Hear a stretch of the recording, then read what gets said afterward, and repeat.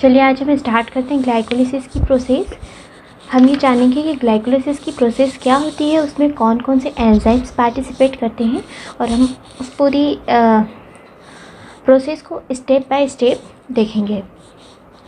तो सबसे पहले मैं आपको बता दूं कि ग्लाइकोलिसिस की प्रोसेस क्या होती है। तो ग्लाइकोलिसिस की प्रोसेस वह होती है जिसमें ग्लूकोज का ऑक्सीडेशन होता है और फाइनली ग्लूकोज कन्वर्ट हो जाता है पायरूवेट या लैक्टेट में। इसी प्रक्रिया को हम ग्लाइकोलिसिस की प्रक्रिया कहते हैं। यह प्रक्रिया सभी लिविंग ऑर्गेनिज्म में पाई जाती है और सेल की बात करें कि सेल में ये कहाँ होती है, तो सेल में ये साइटोसोल में पाई जाती है। ग्लाइकोलिसिस की प्रक्रिया के थ्रू बना पायरूवेट क्रेब्स साइकिल में एंटर करता है, जहाँ ये फुल्ली ऑक्सीडाइज हो जाता है और कार्बन डाइऑक्साइड एंड पानी में कन्वर्ट हो जाता है। तो यहाँ पर हम ग्लाइकोलिसिस की प्रोसेस पढ़ने वाले हैं। ग्लाइकोलिसिस की प्रोसेस 10 चरणों में कंप्लीट होती है, 10 स्टेप्स में कंप्लीट होती है और इन 10 स्टेप में अलग अलग एंजाइम्स भाग लेते हैं। तो यहाँ पर हम देखते हैं, पहला हमारा एंजाइम है, इसका नाम है हेक्सोकाइनेज। सेकेंड हमारा एंजाइम है, इसका नाम है फॉस्फोहेक्सोस आइसोमरेज। थर्ड का नाम है फॉस्फोफ्रुक्टोकाइनेज। फोर्थ है एल्डोलेज। फिफ्थ है triose phosphate isomerase. Sixth enzyme है ग्लिसरल्डिहाइड 3 फॉस्फेट डिहाइड्रोजनेज। सेवेंथ है फॉस्फोग्लिसरेट काइनेज। एट्थ है फॉस्फोग्लिसरेट म्यूटेज। नाइन्थ है इनोलेज और 10th है हमारा पायरूवेट काइनेज। ये 10 एंजाइम हैं जो हमारी 10 स्टेप्स रिएक्शन में पार्टिसिपेट करेंगे और नया प्रोडक्ट बनने की ओर अग्रसर करेंगे। चलिए स्टार्ट करते हैं हम स्टेप को शुरू से समझना। क्योंकि यह प्रक्रिया स्टार्ट होती है ग्लूकोज के एक मॉलिक्यूल से, तो सबसे पहले मैं ग्लूकोज का एक मॉलिक्यूल बना देती हूँ। हम रिंग स्ट्रक्चर फॉर्म कर रहे हैं। ये मैंने पायरानोज रिंग बना ली। अब मैं इस पर ग्लूकोज का स्ट्रक्चर बनाती हूँ, जैसे हमने पिछली वीडियो में सीखा था बनाना, वैसे ही बनाना है। HOH H OH, third position पर OH H, फोर्थ पे H OH और फिफ्थ पे H O and sixth position पे रहता है हमारा CH2OH। ठीक है, तो इस तरह से ये हमारा क्या बन गया, ग्लूकोज। ग्लूकोज का एक मॉलिक्यूल ग्लाइकोलिसिस की प्रक्रिया में भाग लेता है। चलिए पहली स्टेप हम करवाते हैं। पहली प्रोसेस है जिसमें हेक्सोकाइनेज नामक एंजाइम भाग ले रहा है। हेक्सोकाइनेज, इस प्रक्रिया में ATP का कन्वर्जन ADP में हो जाएगा। मतलब हमारी बॉडी से एक ATP खर्च हो रही है, ATP से ADP बन रही है, मतलब खर्च हो रहा है। यहाँ पर मैग्नीशियम आयन भी भाग लेगा। जो हमारा नया प्रोडक्ट बनेगा उसका नाम है ग्लूकोज 6 फॉस्फेट। बनाते हैं हम ग्लूकोज 6 फॉस्फेट का स्ट्रक्चर।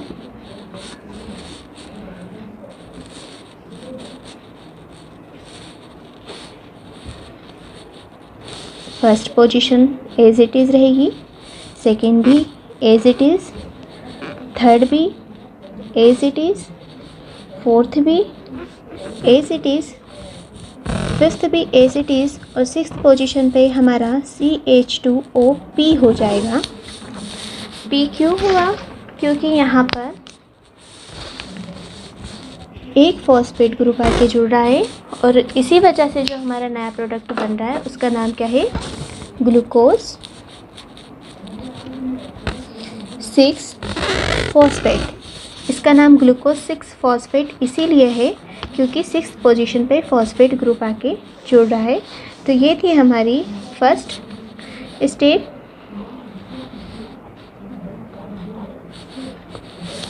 इस प्रक्रिया में ग्लूकोज 6 फॉस्फेट बन गया। अब हम आगे के रिएक्शंस की तरफ चलते हैं। हमारी सेकेंड रिएक्शन में जो हमारा नेक्स्ट एंजाइम है वो पार्टिसिपेट करेगा। ये वाली जो रिएक्शन है हमारी रिवर्सिबल रिएक्शन है। हमारा नेक्स्ट एंजाइम है फॉस्फोहेक्सो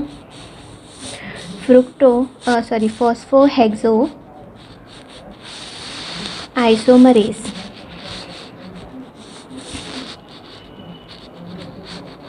फॉस्फोहेक्सोस आइसोमरेज। इस प्रक्रिया में जो हमारा नया प्रोडक्ट बनने वाला है उसका नाम है फ्रुक्टोज 6 फॉस्फेट। तो चूँकि फ्रुक्टोज 6 फॉस्फेट बन रहा है तो फ्रुक्टोज के लिए रिंग चेंज हो जाती है।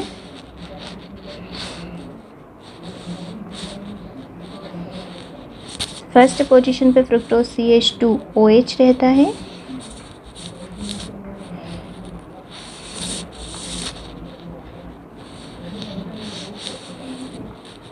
फिर बाकी हम बना देते हैं जैसा हमारा फ्रुक्टोज का स्ट्रक्चर बनता है। लेकिन यहाँ पर क्योंकि जो हमारा प्रोडक्ट बन रहा है उसका नाम क्या है, फ्रुक्टोज 6 फॉस्फेट, मतलब इसमें भी हमारा 6 पोजीशन पर फॉस्फेट ग्रुप जुड़ेगा तो CH2OP। ठीक है, फ्रुक्टोज का जैसा स्ट्रक्चर होता है वैसे ही स्ट्रक्चर है, बस चेंज कहाँ है 6 पोजीशन वाले कार्बन पर। आगे बढ़ते हैं, यह हमारी सेकेंड स्टेप थी।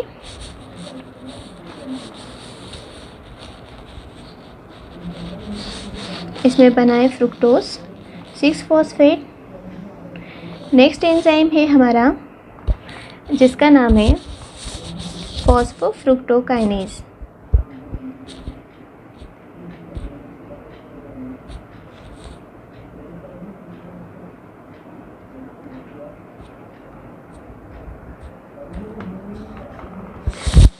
इस प्रक्रिया में भी ATP का कन्वर्ज़न ADP में हो जाएगा, मतलब एक ATP खर्च हो रही है, मैग्नीशियम आयन यहाँ भी जुड़ेगा और जो हमारा नया प्रोडक्ट बन रहा है उसका नाम है फ्रुक्टोज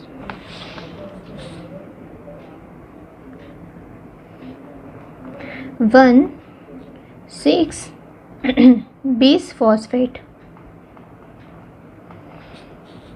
अगर आप इसके नाम पर गौर करेंगे, इसका नाम है फ्रुक्टोज 1,6,20 फॉस्फेट, मतलब फर्स्ट पोजीशन पर और 6th पोजीशन पर क्या है, फॉस्फेट ग्रुप है फ्रुक्टोज में। तो मैं फ्रुक्टोज का स्ट्रक्चर बना लेती हूँ। पहले तो रिंग बना लेते हैं। ये मेरी रिंग बन चुकी है। फर्स्ट पोजीशन पर भी कार्बन जुड़ रहा है, मतलब CH2OP हो जाएगा यहाँ पर, OH एज इट इज़, यहाँ पर OH as it is, HOH as it is. यहाँ पर की बात करें हम तो यहाँ H एज इट इज़ रहेगा, लेकिन 6th पोजीशन पर जो था हमारा CH2OP वो आ जाएगा। मतलब यहाँ पर फर्स्ट पोजीशन और 6th पोजीशन दोनों पर हमारे पास कौन सा ग्रुप जुड़ चुका है, फॉस्फेट ग्रुप जुड़ चुका है। और जो हमारा नया प्रोडक्ट बना है इसका नाम क्या है, फ्रुक्टोज 1,6,20 फॉस्फेट।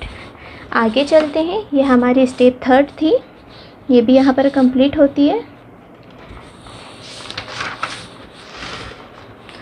अब हमारी स्टेप 4th की बात करते हैं हम। 4th स्टेप में हमारा यही प्रोडक्ट भाग लेगा जिसका नाम क्या है, fructose 1,6,20 phosphate.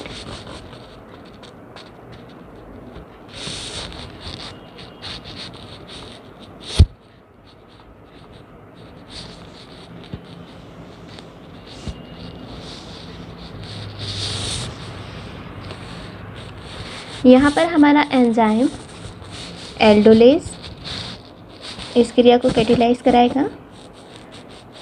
Aldolase fructose 1,6 phosphate को 2 भागों में तोड़ देगा। पहला ग्लिसरॉल्डिहाइड 3 फॉस्फेट और दूसरा डाइहाइड्रोक्सी एसीटोन फॉस्फेट। तो मैं पहले ग्लिसरॉल्डिहाइड 3 फॉस्फेट का बनाती हूँ स्ट्रक्चर, जिसमें 3 कार्बन होते हैं, एक ट्रायल्स होती है। हम इसको पहले भी पढ़ चुके हैं, इसका स्ट्रक्चर कैसे होता है। तो CHO, यहाँ पर H OH और यहाँ पर CH2OH होता है, लेकिन हमारा जो प्रोडक्ट बन रहा है उसका नाम क्या है, ग्लिसरॉल्डिहाइड 3 फॉस्फेट, मतलब थर्ड पोजीशन पर फॉस्फेट ग्रुप है, तो ये मैंने जोड़ दिया। प्लस दूसरा प्रोडक्ट बन रहा है हमारा डाइहाइड्रोक्सी एसीटोन, उसका स्ट्रक्चर होता है CH2, यहाँ पर OH होता है, लेकिन ये जो प्रोडक्ट हमारा बन रहा है वो क्या है, डाइहाइड्रोक्सी एसीटोन फॉस्फेट। तो यहाँ पर एक कार्बन पे फॉस्फेट जुड़ा है, तो हम फर्स्ट पे जोड़ रहे हैं और CH2OH। तो इस तरह से ये हमारा बना ग्लिसरॉल्डिहाइड 3 फॉस्फेट। और दूसरा हमारा क्या बना, डाइहाइड्रोक्सी एसीटोन फॉस्फेट। ठीक है, यहाँ पर हमारे पास 2 ट्रायोजेज बन गई है जो कि इंटर कन्वर्जिबल है, ये चाहे तो ये एक दूसरे में कन्वर्ट हो सकती हैं। अब ये दोनों आगे की प्रोसेस में भाग लेगी, और जो हमारी नेक्स्ट प्रोसेस है वो भी रिवर्सिबल प्रोसेस है। इस प्रोसेस को कराने का काम करता है ट्रायोज फॉस्फेट आइसोमरेज नामक एंजाइम, आइसोमरेज। इस प्रक्रिया में क्या होगा, हमारे जो 2 ट्रायोज हैं वो आपस में जुड़ के 2 मॉलिक्यूल्स ऑफ 1 ट्रायोजेस बना देगी। तो फाइनली क्या होगा कि ग्लिसरॉल्डिहाइड 3 फॉस्फेट के 2 मॉलिक्यूल्स बन जाएंगे। तो मैं यहाँ ग्लिसरॉल्डिहाइड 3 फॉस्फेट का स्ट्रक्चर बना देती हूँ, CHO as it is, HOH as it is, CH2OP as it is. लेकिन इसके मॉलिक्यूल्स कितने हैं हमारे पास, यहाँ पर 2 मॉलिक्यूल्स बन गए, 2 मॉलिक्यूल्स ऑफ ग्लिसरॉल्डिहाइड 3 फॉस्फेट।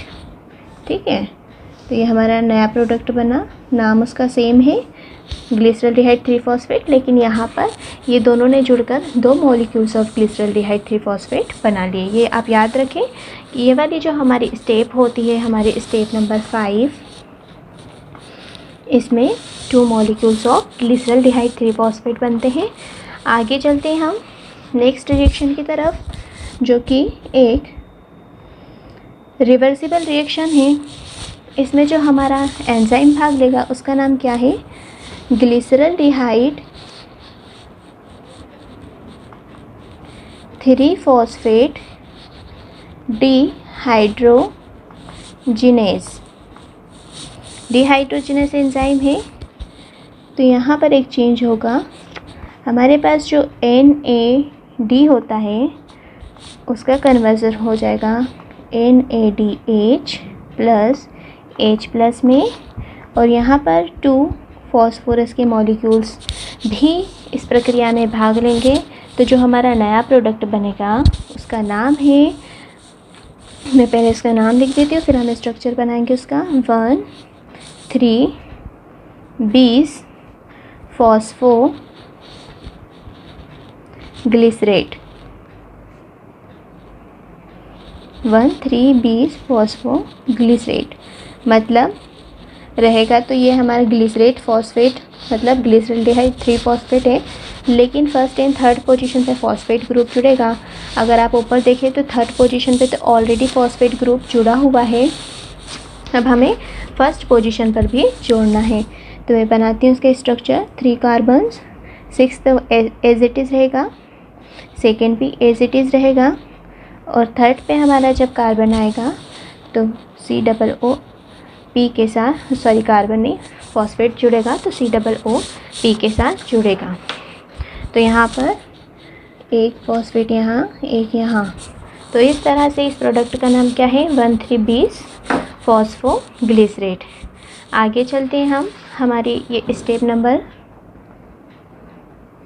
6 भी कंप्लीट हो गई। अब हम आगे चलते हैं हमारी नेक्स्ट रिएक्शन की तरफ। इस रिएक्शन में कौन पार्टिसिपेट करेगा, 1,3,20 फॉस्फोग्लिसरेट तो हमारा प्रोडक्ट रहेगा ही, 1,3,20 20 फॉस्फो ग्लिसरेट इस प्रक्रिया में भाग लेगा। अब इस हमारा जो प्रोडक्ट है इसका कन्वर्जन करने के लिए हमारे पास एंजाइम है। ये भी एक रिवर्सिबल प्रोसेस है, इसलिए हम इस टाइप का एरो बनाते हैं। यहाँ पर हमारा जो नेक्स्ट एंजाइम है इसका नाम है फॉस्फोग्लिसरेट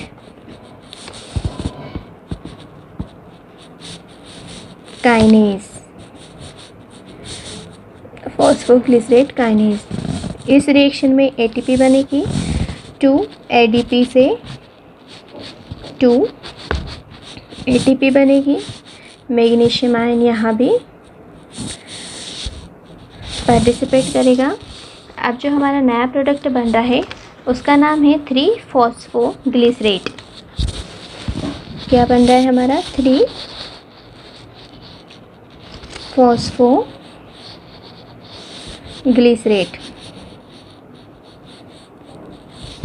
3 फॉस्फोग्लिसरेट बनाने के लिए हमारे स्ट्रक्चर में हम क्या चेंज करेंगे?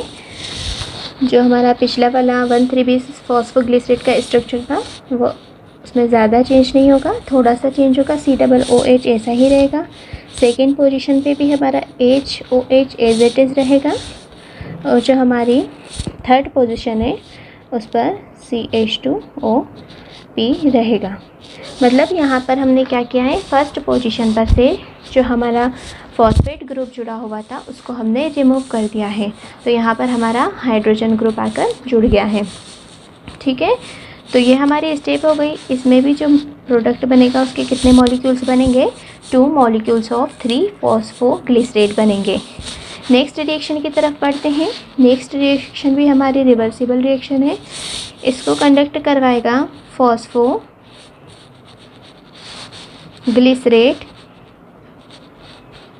म्यूटेस नामक एक एंजाइम। इस रिएक्शन में हमारा जो प्रोडक्ट बनेगा पहले उसका नाम लिख लेते हैं हम 2 फॉस्फोग्लिसरेट।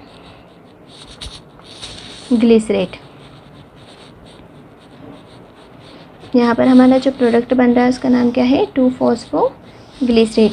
अब इस प्रोडक्ट को बनाने के लिए हमें क्या चेंज करना है? फर्स्ट वाला तो एज इट इज़ रहेगा क्योंकि यहाँ पर कौन सी पोजीशन पे चेंज हो रहा है हमारा? सेकेंड पोजीशन पे, तो COOH एज इट इज़ रहेगा। और जो कि थर्ड पोजीशन पे यहाँ पर हमारा फॉस्फेट ग्रुप नहीं है क्योंकि हमारे प्रोडक्ट का नाम क्या है? 2 फॉस्फोग्लिसरेट, मतलब सिर्फ सेकेंड पोजीशन पे फॉस्फेट ग्रुप है, तो हम थर्ड पोजीशन पे CH2OH कर देंगे। हमारा सेकेंड पोजीशन पे इधर तो H रहेगा, इधर OH की जगह OP हो जाएगा, मतलब यहाँ पर हमारा फॉस्फेट ग्रुप आकर जुड़ जाएगा। तो हमारा प्रोडक्ट का नाम क्या है? 2 फॉस्फोग्लिसरेट। आगे बढ़ते हैं। आगे क्या होता है? 2 फॉस्फोग्लिसरेट पे एक और एंजाइम है जो क्रिया करता है जिसका नाम है इनोलेज। इनोलेज क्रिया करता है। इस प्रक्रिया में मैग्नीशियम आयन भी भाग लेता है और इस प्रक्रिया में H2O बाहर निकल जाता है। देखते हैं कैसे निकलेगा H2O बाहर। तो मैं आपको यहाँ पर बता देती हूँ ऊपर वाले हमारे स्ट्रक्चर में कि ये वाला H और यहाँ से OH ये आपस में मिलेंगे तो H2O बन जाएगा और ये यहाँ से बाहर निकल जाएगा। तो जो हमारा नया प्रोडक्ट बन रहा है उसका नाम क्या है? Phosphoenol pyruvate. तो हम बनाते हैं फॉस्फोइनोल पायरुवेट। फर्स्ट पोजीशन पे कोई चेंज नहीं। सेकेंड से जो है हमारा क्या निकल रहा है? H इधर से रिमूव हो रहा है, तो यहाँ पर P की जो बॉन्ड है हमारी फॉस्फेट की वो लूज बॉन्ड हो जाएगी। वैलेंसी यहाँ से कंप्लीट करेंगे हम। उसके बाद CH2 बचेगा क्योंकि यहाँ से भी हमारा OH निकल जाएगा, इस तरह वाटर निकल जाएगा। तो हमारा जो नया स्ट्रक्चर बनेगा कुछ इस प्रकार बनेगा और इस प्रोडक्ट का नाम क्या है हमारा? फॉस्फोइनोल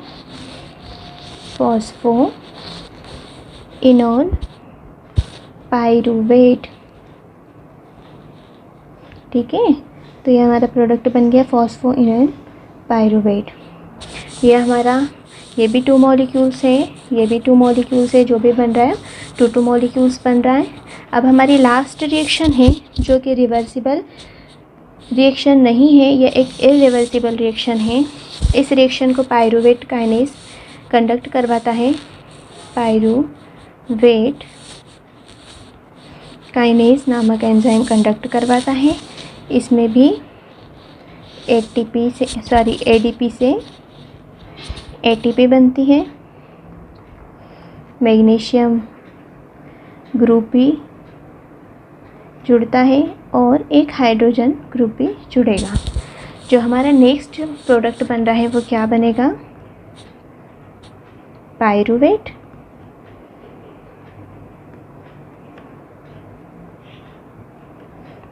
का स्ट्रक्चर बनाते हैं।